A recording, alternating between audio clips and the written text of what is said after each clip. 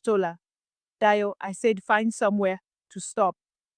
Dio sighed and slowed the car as they approached a filling station up ahead. It was a lonely outpost on the side of the road, with a rusting fuel pump and a small kiosk selling snacks. A middle-aged man in a stained white vest sat outside, chewing on a stick of sugar cane, his sharp eyes tracking them as they pulled in. Dio rolled down his window. Good afternoon. Do you know if there's a clinic or pharmacy nearby? My daughter hurt her hand.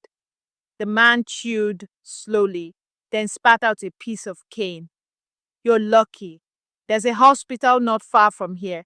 Small, but they'll take care of her. Tola leaned forward. How far? About 10 minutes down the road. Take the next left, then go straight. You'll see it. Dio hesitated.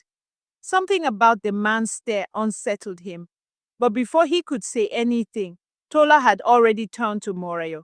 See, baby, we'll fix your hand soon. Dio forced a smile. Thanks, sir. The man nodded, his expression unreadable, and watched them drive away.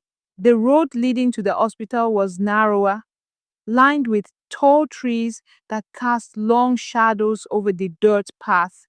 It felt like they were driving into a different world, one where the air was thicker, heavier.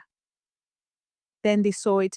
The hospital stood at the end of the road like an old giant, its once white walls faded to a dull yellow. The windows were thick with dust, the paint peeling from the wooden doors. A single flickering bulb hung above the entrance, struggling against the daylight. Dio frowned. This place looks abandoned. Tola was already unbuckling her seatbelt. It's still running. Look, the sign says emergency 24/7. A nurse in a faded uniform appeared at the doorway, waving them inside. Dio's gut twisted. Something about this didn't feel right. But then Morayo whimpered in the back seat and Tola shot him a look. We're already here.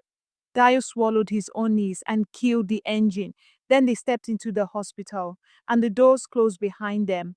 The moment they stepped inside, the air changed. It was colder than it should have been, carrying a faint metallic scent like old blood and antiseptic. The dim overhead lights flickered, casting uneasy shadows along the stained white tiles. A small reception desk sat at the far end of the hall, manned by a